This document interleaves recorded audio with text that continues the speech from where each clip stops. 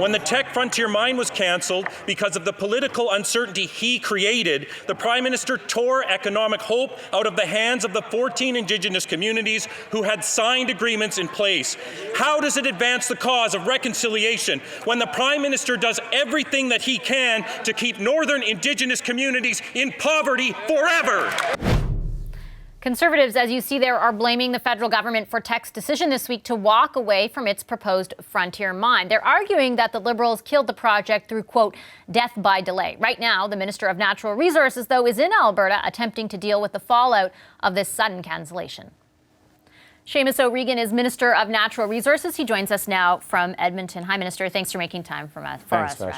I heard from a former cabinet minister today who wrote me and said, God, it is not fun to be an Albertan right now. What are you saying to Albertans, to your counterpart and developers in the resource sector today?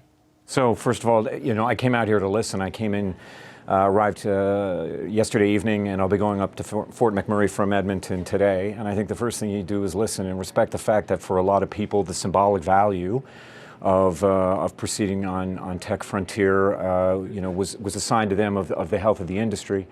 You got to listen to that. You got to feel it, and then you got to talk about how we move forward. I mean, we are the fourth biggest oil producer in the world. The oil sands here in Alberta drive our national economy. They're a big key player of our national economy.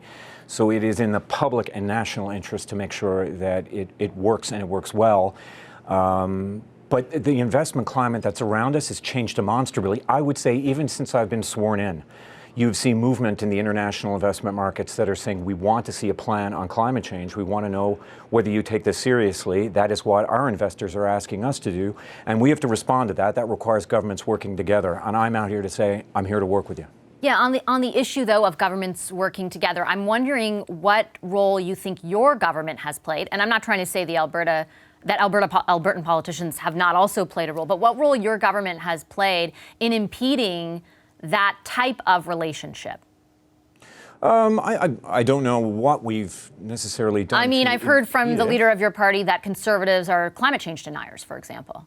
Like during the election, it was all Conservatives don't believe in climate change. They're not acting on climate change, right? Well, look, I mean, on the way down here, I read a book by a former Premier of Alberta, Jim Prentice. And it became very clear to me, the importance of a certain temperament and tone to take when dealing with important negotiations like this between a provincial government and a federal government, when the objective is to provide stability and certainty to shareholders that make investments from all over the world.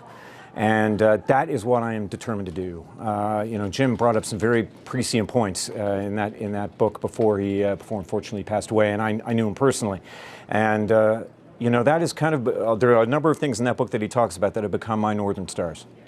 When you talk about the future of the patch, when you're in Alberta right now and you're talking about the future, one of the ways that Premier Kenney has framed this as is sort of, this decision by Teck is a relief to your government, right? Because you were never going to go ahead with it anyway. Is that accurate?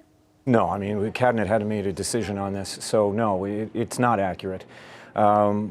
We, though, have a deep and abiding sense of how important this industry is to the national economy. And we also have an understanding of how, the investment climate around the world is changing. How do you bring those two together? We are committed to net zero. What we're finding is that a marker for the international investment community, increasingly on whether or not you are taking climate change seriously in the decisions that you're making, is net zero.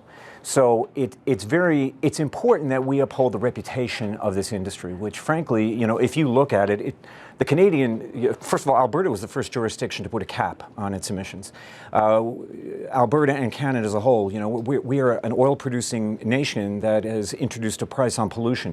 These are all kind of first markers. I mean, we're pioneers at this. And in fact, we're very good at it. When it comes to resource extraction and trying to find the right balance with the environment, we are the gold standard in the world.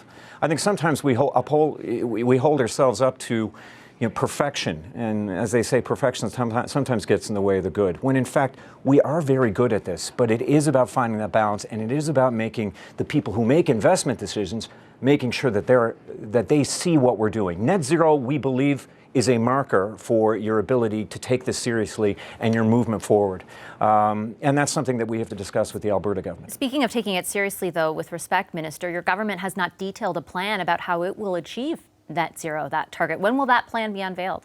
As soon as we can, for exactly all the reasons that I cited. I couldn't agree more, actually, Vashi. I mean, I think the sooner that we have a plan, the sooner that Canadians can be assured that we are all moving forward in the right direction, the sooner that investors know what direction we're heading in and what the rules are, and they're transparent and they can abide by them. I think that it is incumbent, first of all, for governments to work together to make sure that those rules are clear and transparent to those people who make investment decisions. And the sooner that we can do that, the better. What does as soon as we can mean?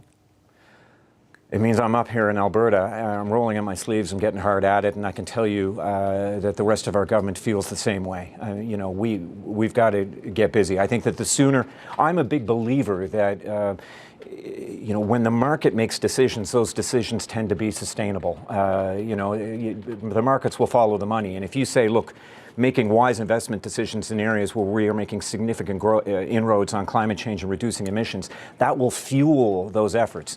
So I think it's incumbent upon us to make sure that those rules happen as quickly as possible so that the marketplace can help fund those significant changes that we got to make. Premier Kenney said that Teck Resources had told him that your government conveyed to them that a decision would be delayed this week. Was that the case? We had not made a decision. It's as simple as that. No, but that the decision would not be made this week. You had three options. You could approve it, reject it, or delay it. And he said yesterday that your government said that the decision would be further delayed. And the insinuation is that that contributed to Teck's decision to pull out. Conjecture. I mean, we were going to sit down today and make a decision. So, sorry, I just want to be clear. So you say Cabinet was going to make a decision this week? Well, there were options before us, and we were going to make. Yeah, Cabinet did not have an opportunity to meet on this because the proponent withdrew its application. And by the way, I mean, I think for people who are really interested in this story, I would say read that letter from the CEO of Teck, because there's a lot. It's very thoughtful, and there's a lot spelled out in there. It is a really good letter. Are you in support of the project?